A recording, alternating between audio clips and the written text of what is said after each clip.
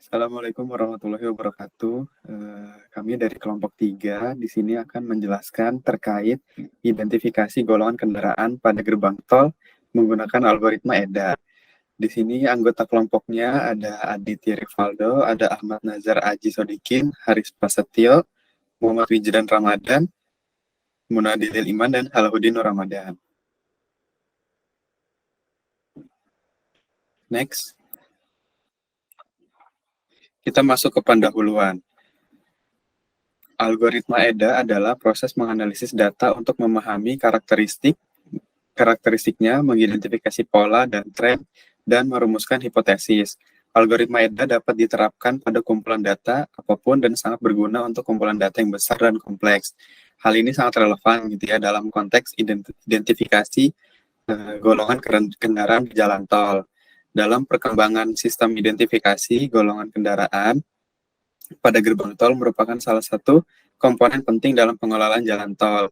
Sistem ini berperan dalam memastikan kelancaran arus lalu lintas dan keakuratan penagihan tol.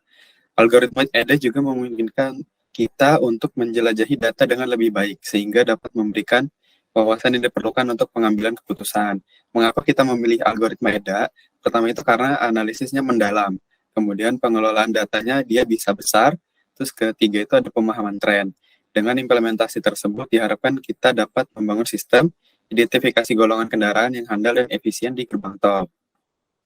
Next.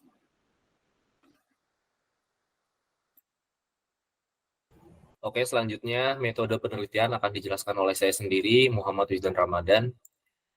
Yang pertama, apa itu EDA? EDA adalah Exploratory Data Analysis, merupakan suatu pendekatan yang digunakan untuk menganalisis dan merangkum karakteristik utama data dengan menggunakan grafik, statistik, dan visualisasi data untuk meningkatkan pemahaman tentang kumpulan data yang dipelajari. EDA juga membantu analis untuk waspada terhadap pola, hubungan, dan kasus luar biasa yang tidak terduga. EDA juga telah berkembang dan banyak digunakan dalam berbagai bidang dan kegunaan dengan tujuan untuk memecahkan berbagai masalah yang terjadi baik pada bidang masing-masing maupun pada bidang lainnya.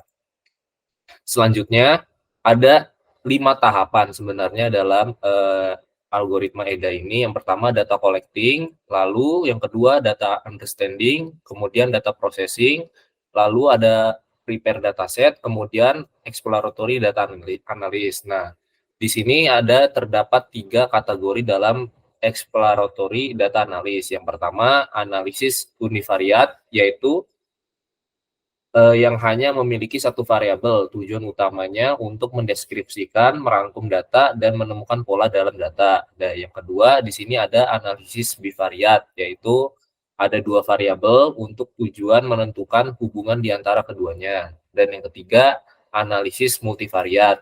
Analisis set data yang mengandung lebih dari satu variabel, dan teknik ini juga bekerja dengan variabel yang berkolerasi. Selanjutnya, hasil dan pembahasan. Hasil dan pembahasan akan dibahas oleh saya, Haris Prasetyo. Lanjut.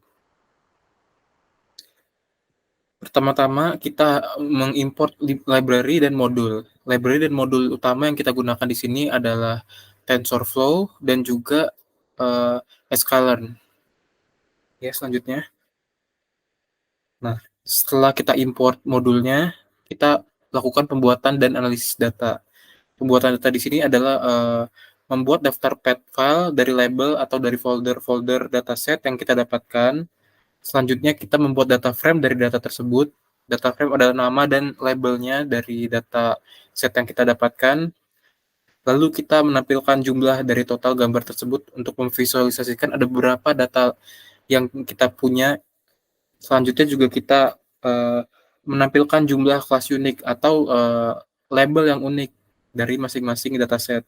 Selanjutnya juga menampilkan jumlah gambar untuk setiap kelas yang unik tadi, serta menampilkan conplot atau summary dari data-data dataset tadi. Setelah itu juga mengecek nilai yang hilang atau nilai yang nol, karena di sini ada data gambar, jadi data yang kita dapatkan tidak mungkin nol, sehingga tidak dilakukan pembersihan dari nilai, hanya diperiksa saja. Selanjutnya, Selanjutnya juga ada kita bagi tiga data menjadi data pelatihan atau data train, data validasi, dan data pengujian atau tes. Data pelatihan sendiri adalah yang pembagiannya paling banyak untuk melatih model agar akurat, serta validasi untuk menguji validitas dari model yang kita buat, serta tes untuk menguji akurasi dari model yang kita buat. Selanjutnya, Baik, terima kasih untuk selanjutnya. Di bagian augmentasi akan saya jelaskan. Jadi, kita di sini menggunakan image data generator untuk melakukan augmentasi data citra, ada pelatihan dan validasi. Nah, secara gampangnya, di sini augmentasi data itu untuk foto-fotonya kita rubah, kita lakukan rotasi, zoom in dan zoom out, sehingga ada banyak variabel untuk pelatihan data. Selanjutnya. Kemudian kita membangun model arsitektur dan kompilasi. Yang pertama kita membangun arsitektur model menggunakan EfficientNet B7 sebagai ekstraktor fitur. Nah, kemudian setelah kita buat modelnya, kita lakukan compile dengan optimizer ADAMAC dengan loss categorical cross entropy. Selanjutnya.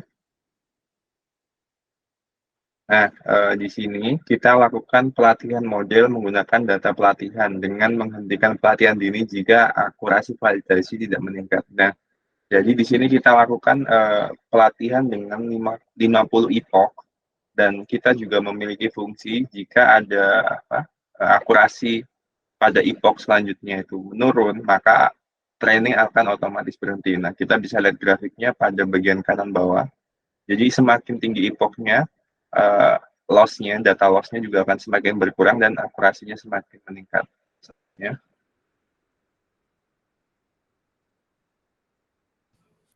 Terima kasih. Selanjutnya akan saya jelaskan. Di sini ada evaluasi model. Setelah melakukan pelatihan model, selanjutnya kita akan mengevaluasi model-model yang sudah dilatih tersebut. Pada data pelatihan ini, hasil yang didapatkan dari pelatihan itu berbentuk seperti grafik, atau bisa dilihat di sini ada nilai kepresisian dari model yang sudah kita latih tersebut. Selanjutnya, penyimpanan dan pembuatan model. Penyimpanan di sini menyimpan bobot model yang telah dilatih ke dalam file dan membuat kembali model tersebut untuk melakukan prediksi. Nah, prediksi yang dimaksud di sini itu seperti prediksi bahwa kendaraan yang telah ditangkap oleh model tersebut itu betul atau tidak. Selanjutnya, prediksi dan tampilan. Menunjukkan beberapa contoh prediksi yang digunakan untuk memvisualisasikan bahwa prediksi kendaraan tersebut itu betul atau salah. Bisa dilihat dari contoh ini, prediksi kendaraan yang dituju itu adalah bus. Selanjutnya, dan di sini ada 3 kendaraan lagi, yaitu prediksi tentang kendaraan mobil, truk, dan juga motor. Selanjutnya. baik, selanjutnya adalah kesimpulan dan saran. Setelah kita melakukan serangkaian proses untuk mengidentifikasi golongan kendaraan menggunakan algoritma CNN, maka kesimpulan yang kita dapatkan bahwa penerapan algoritma EDA dalam pengembangan sistem identifikasi golongan kendaraan di gerbang tol memberikan keuntungan seperti peningkatan akurasi dan efisiensi yang ada. Dengan memahami karakteristik data, sistem dapat memproses gambar kendaraan dengan cepat dan dapat diadaptasi ke berbagai jenis kendaraan dan jenis lingkungan yang ada. Lalu, saran sebagai pertimbangan dan harapan untuk memajukan studi kasus penelitian ke depannya, ada beberapa poin yang ingin kita sampaikan. Yang pertama adalah dengan melakukan optimasi model lebih lanjut untuk meningkatkan kinerja algoritma. Kemudian, memperluas dataset dengan variasi lingkungan dan jenis kendaraan yang ada. Yang ketiga adalah validasi evaluasi, kemungkinan integrasi teknologi sensor baru yang dapat meningkatkan data input. Kemudian yang terakhir adalah saran untuk memperluas analisis multivariate untuk mengeksplorasi hubungan lebih kompleks antar variabel.